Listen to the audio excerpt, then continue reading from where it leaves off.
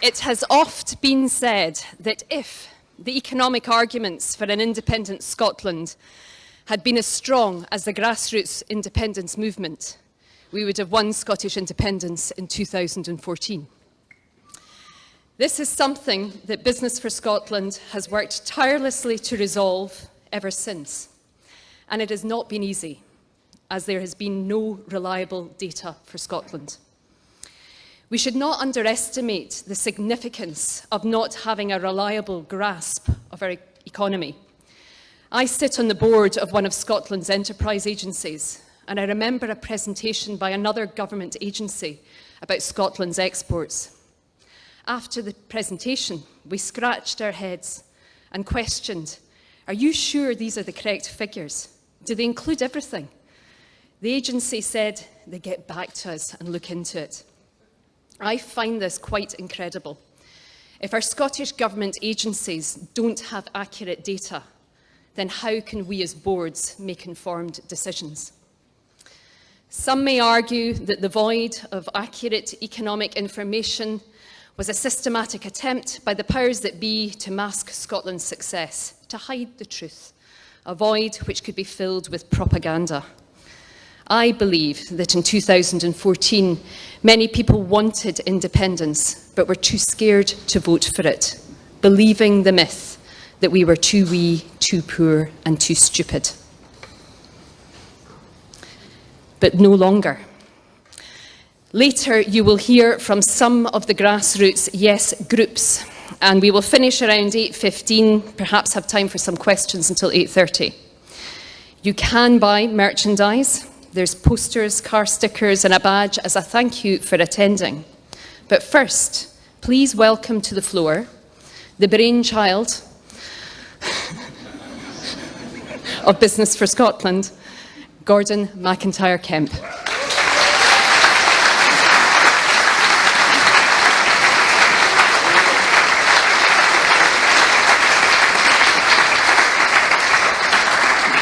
Thank you very much, Ailsa. We're here tonight to actually launch our book. The Scotland Brief, we call it the Maxi. It doesn't say Maxi on it, but this is the full-scale book that we're launching tonight. And it's, I think, a very good and entertaining read. And it actually is about 4 or 5 times the amount of data that we've got in the mini book, which hopefully many of you have had a read. How many of you have actually read the mini? Nice one. Thank you very much. The key difference here is, with all the different information, is actually that if you turn to the back of the book, if you've got one, there's actually 400 sources. Every single fact that we refer to is actually linked in a source, which means that you can look up everything and check that we are correct on absolutely everything we say. It is a resource on Scotland's economy that has never existed before, and that's what we're basically been focusing on for the last couple of years. Now, Business for Scotland, you'll know what we did in 2014. We campaigned for independence. We didn't write the economic case for independence, but we talked about it as much as we could, and we made our own case for independence, which was listened to. And 1 or 2 leading independence campaigners in 2014, people at the very top of the independence campaign, told us that the independence vote wouldn't have got out of the 40s if it wasn't for Business for Scotland. And as far as I'm concerned, that's an achievement of my lifetime so far, but I want to go one better next time.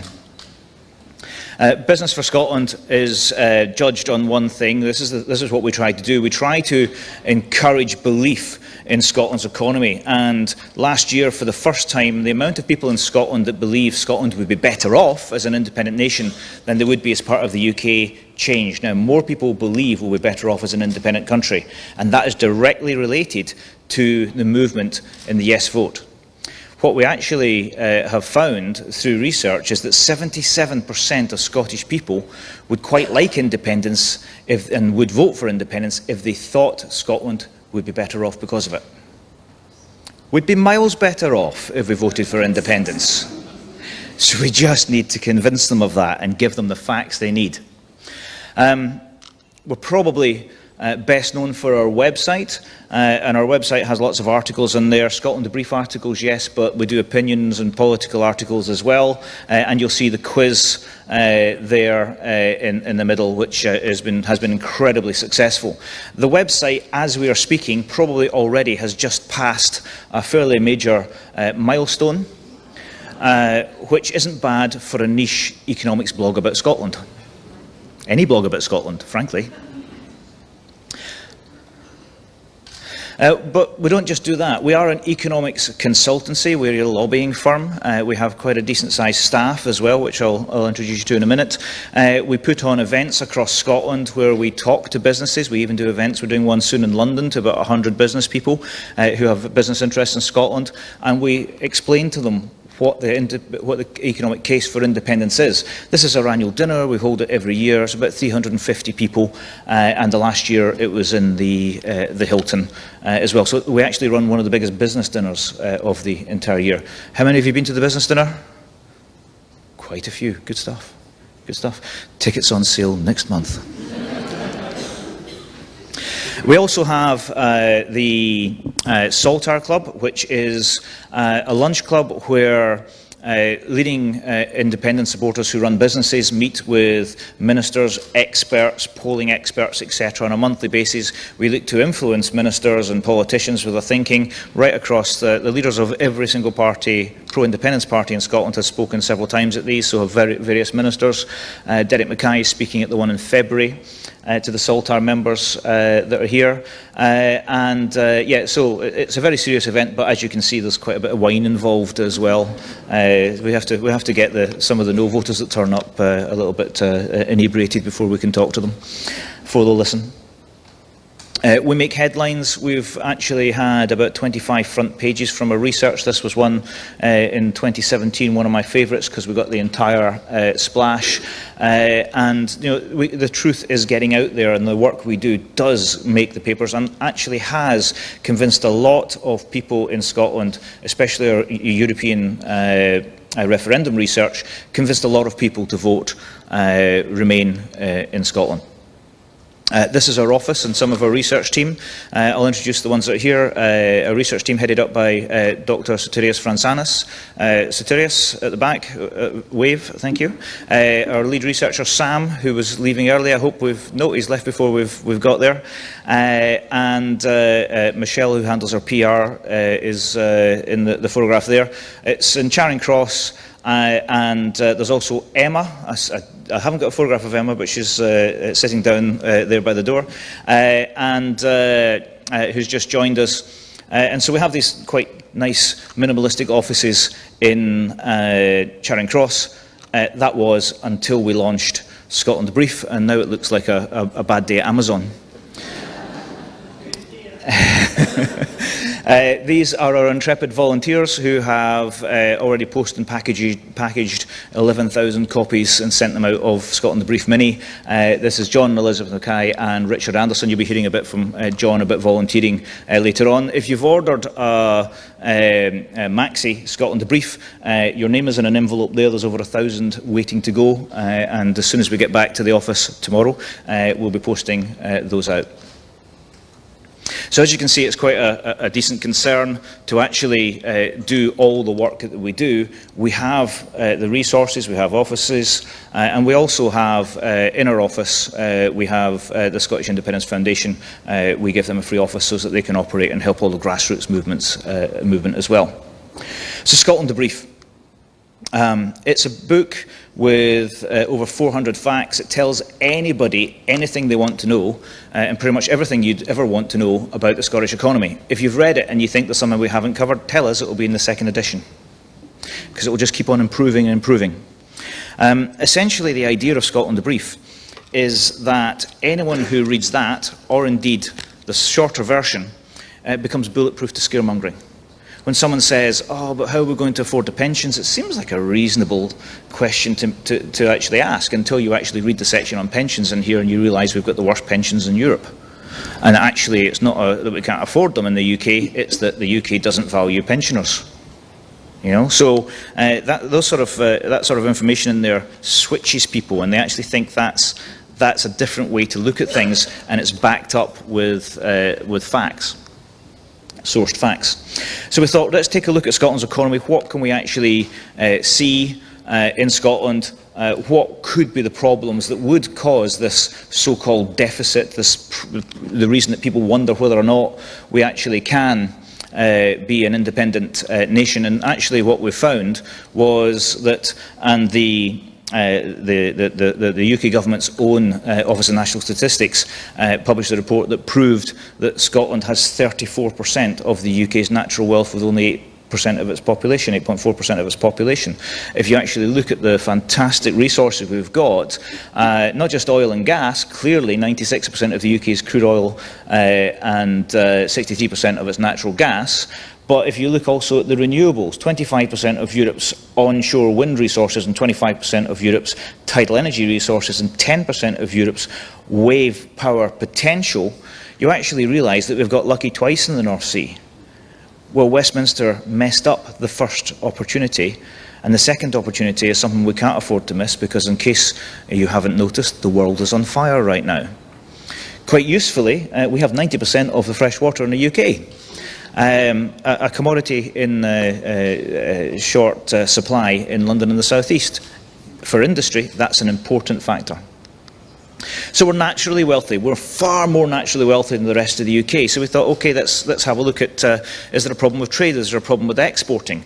And actually, what we found is that an independent Scotland would actually be an exporting powerhouse. Not only does our oil and gas supply chain exports almost match our actual oil and gas exports, but right across the board, food and drink, whisky, energy, we actually are a major exporter. And if you actually then compare other nations, which we do throughout the book in a lot of different areas, and you actually compare other nations of a similar size in Northern and Western Europe, you actually find that Scotland, in terms of exporting, performs very well. And now some of you can't necessarily see the bottom of this here, but you can see that's the UK's export figures. That's not the Union Jack, we've removed Scotland from it, that's why it looks like that. But Scotland actually exports more than double per head of the rest of the UK without Scotland. More than double. So we're actually a major exporter. In fact, if you actually look at the trade statistics, and I echo what Ailsa was saying, I remember one of our researchers was actually given the job of delving deep into the export statistics, and after about 2 days he looked at me from his computer and he said, I said, how's that coming with that? Have you found that data yet? And he said, do you know, it's almost as if they don't want us to find the information. I said, welcome to my world. But basically, one of the things we do absolutely know is that Scotland, every year since records have been kept, has had a positive trade surplus in goods. And you can see that although our Northern Ireland has this year, and maybe once or twice, managed a trade surplus, England has one of the world's worst trade surpluses. So minus 134 billion in goods every year. It can't support itself. It can't feed itself. It doesn't have enough energy. It buys everything in from abroad, which means their entire economy is based on open borders and trade agreements. Let's hope nobody does anything stupid like leaving the EU.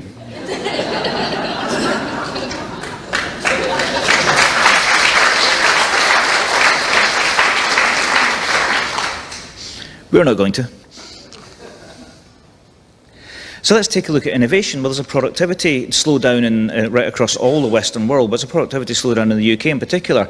So really, is Scotland innovative? And we hear about the whas like us, and we invented penicillin and television and radio and radar and tarmacadam, and yeah, it goes on and on. Marmalade, and that's not really that innovative, but it might be. But it's good. And all of these sort of things. But actually, what have we done recently? And this is where I expected to find bad news, and I actually found fantastic news. Scotland is actually a leading innovative nation. It is, however, one of the greatest growth opportunities we've got is to spend more money on innovation, but the UK doesn't spend on innovation, unless it's fintech, possibly.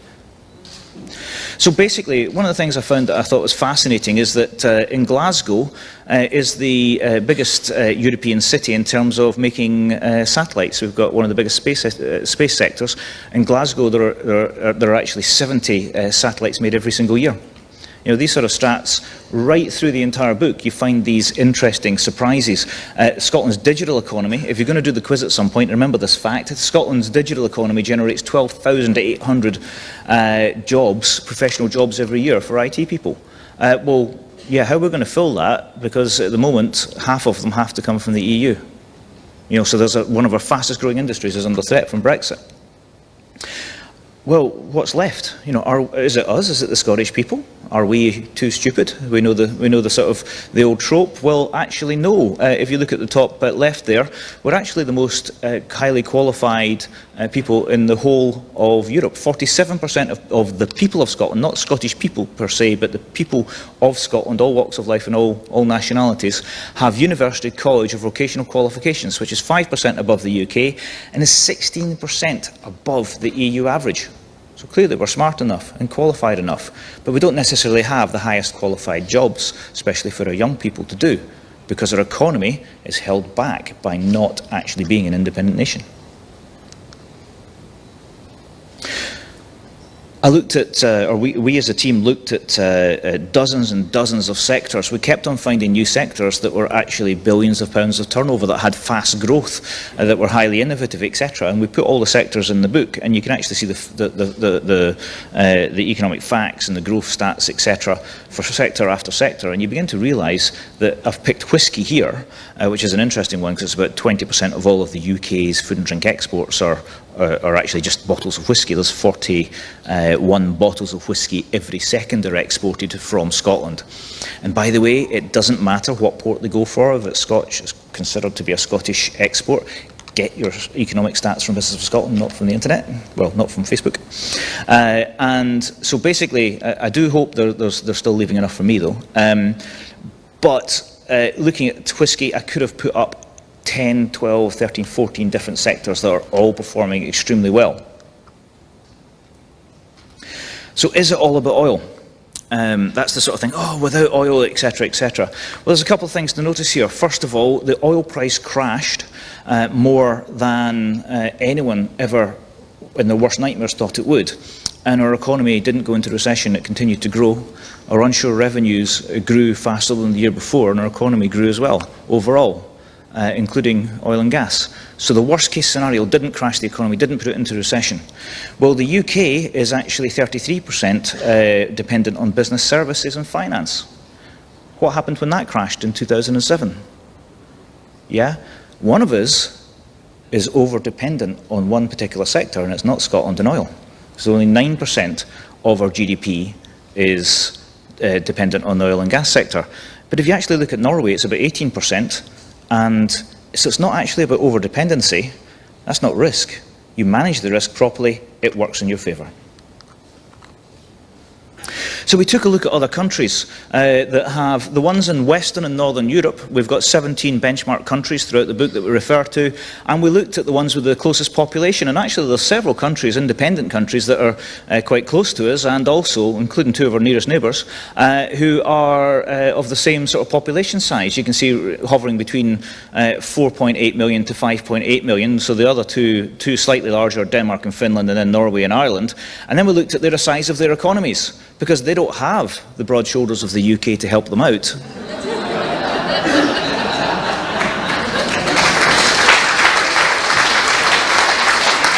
Wait, something's gone wrong. Yeah, so basically, how come Ireland, which was called a few years ago by the same people who said Scotland didn't have enough money to become independent, it was called a basket case economy, how come Ireland, with 600,000 less people, looks about 120 million pounds, billion pounds, larger economy than Scotland's, when Ireland doesn't have any of those assets that I've just explained to you, or anywhere near our natural wealth? How come? That's the question that just kept on burning into my mind as we started building this research. How come? Something clearly doesn't add up. And so what we found was that there's several good reasons. One is, and these are referred to in the book, one of them is quite straightforward: Westminster economic incompetence. Let's look at small independent Norway, and they, when this is figures from 27-18, made £16 billion from their oil and gas industry, and the UK made 1.3 billion. What do you think they're doing differently? Yeah, one has milked the industry, and the other has stewarded the industry. I mean, that is an absolutely shocking, statistic there.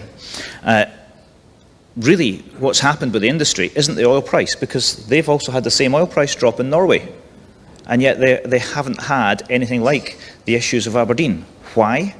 Because they invested for a rainy day, because they took care of volatility, and because they didn't decide not to charge oil companies tax for 2 or 3 years, which is exactly what Westminster did. Can you think of any other sector where your commodity price drops through the floor and then the government turns around and says you don't need to pay tax anymore? That would be good, wouldn't it? It didn't even happen for Scottish oil and gas services firms, many of whom went to the wall, because although the big oil companies were given corporate tax breaks to go and look for more oil for the future, etc., and got tax rebates, the smaller £5 to £20 million Scottish services, Scottish-owned headquartered companies, actually went under when the industry stopped spending money with them. Nobody helped them out. You know, there's a philosophy at play there. It's not about the oil price. Another reason is that this headline from the Sunday Herald grabbed me several years ago, How London is Bleeding Scotland Dry, a research report. And I'm from the northeast of England, originally from, well, born in Scotland, with Scottish parents, but brought up in Hexham in Northumberland. And as a Northumbrian, and that's how I identify myself, as a Northumbrian Scot, I look at Northumberland and think they don't have anyone fighting for them. They've got it worse than Scotland does. And my brother-in-law is a Cumbrian and feels exactly the same.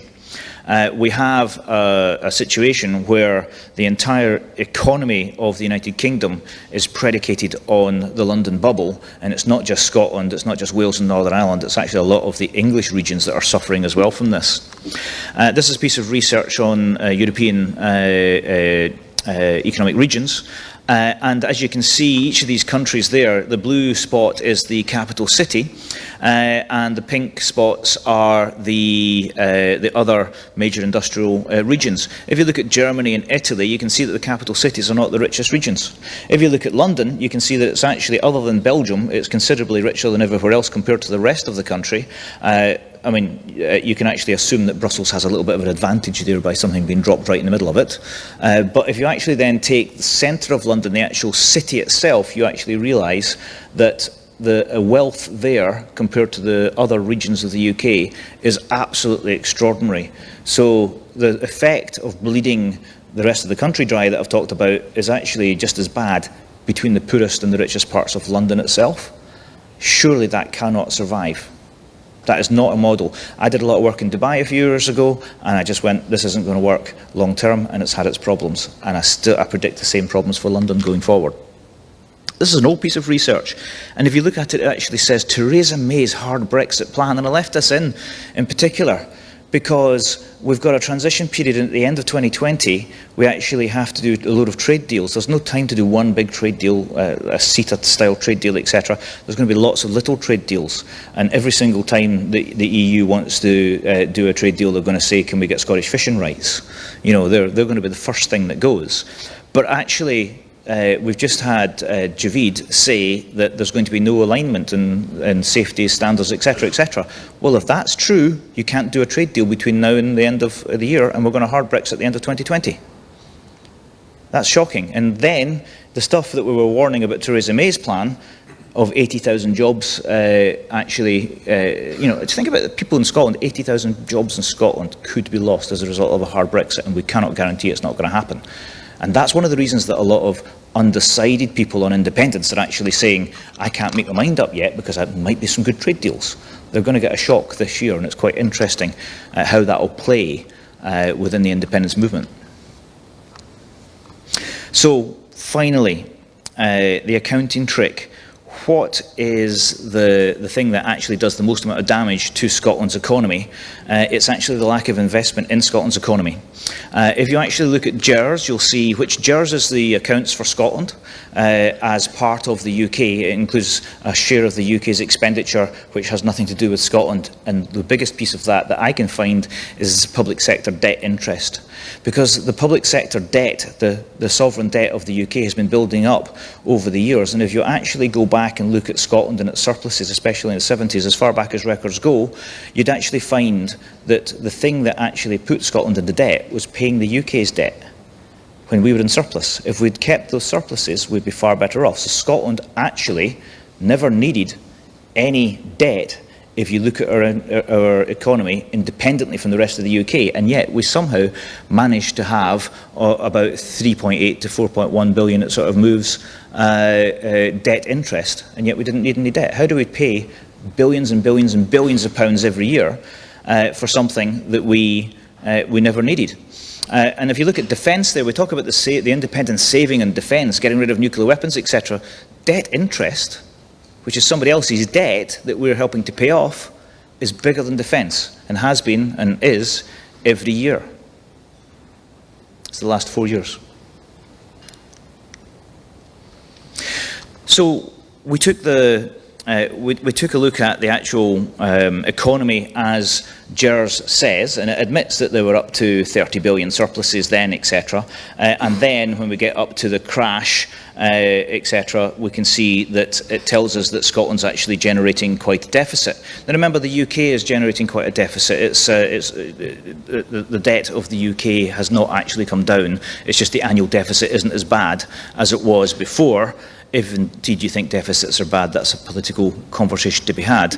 But actually, the way they've done that is they've actually just stopped spending in, especially councils, on essential services, on the health service, etc. But actually, if you say, well, what happened to those? We didn't just, if those hadn't been given to the Treasury, if those billions and billions were actually invested in Scotland, then surely our economy would have actually grown. But actually, we don't know what we would have spent those on, so it's very difficult to actually project what would have happened if we had spent that money in Scotland. What we can do is we can say, what is the stupidest thing that we could ever possibly have done with that money? If our government in an independent Scotland were so stupid they just went, we don't know what to do with this 30 billion surplus this year, we don't know, it's just building up, what we're going to do? Well, stick it in a bank account and don't touch it. And if we'd done that, we'd actually find that our economy right now would be over 500 billion better off than it is according to GERS. About 540 billion, I think it is.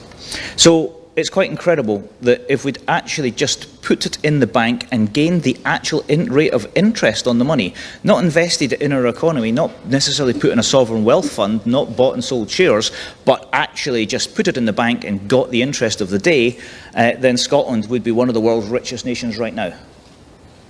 However, if at the point that Norway started, and Norway's produced 1% less oil and gas than us, well, than the UK, if at the time that Norway started investing in its oil fund, if we'd actually copied Norway, then actually we would be, the gap between where we would be now and where GERS says is almost £1 trillion. 1 trillion. Can you imagine if you and your workmates and your families were brought up in a country and were living now in a country that was £1 trillion more wealthy than it currently is? I'm an economist, I can hardly imagine it. You know, it probably looks a bit like Norway, to be honest. You know, with massive, no trouble, not the worst pension fund, but the best pension fund in the world. And so this we call debt loading or the accounting trick. But that's not the end of it, because there is also, the Croydon factor, which is that the Prime Minister famously once said that £1 spent in Croydon is worth more to the Scottish economy than £1 spent in Strathclyde. I'm not quite sure why he said Strathclyde rather than Glasgow. Strathclyde's an ancient kingdom. I think he's still thinking about that, or the old council that's now defunct. But that is their view, that basically there's no point in spending in Scotland. You don't get a return for it. It's not true, because their entire economy is based on the money that Scotland's actually given the UK. And you know what? That would be fair enough. If people say, but you voted for, we had a chance to vote for independence. Yes, but they told us we couldn't afford it. It would have been fair enough if they'd been admitting this and said, but let's be better together. It's them that's better together, not us. But you know what? If they'd just argued that case and we'd voted not to become independent, that would have been fair enough. But they didn't say that. They lied to the people of Scotland over and over again.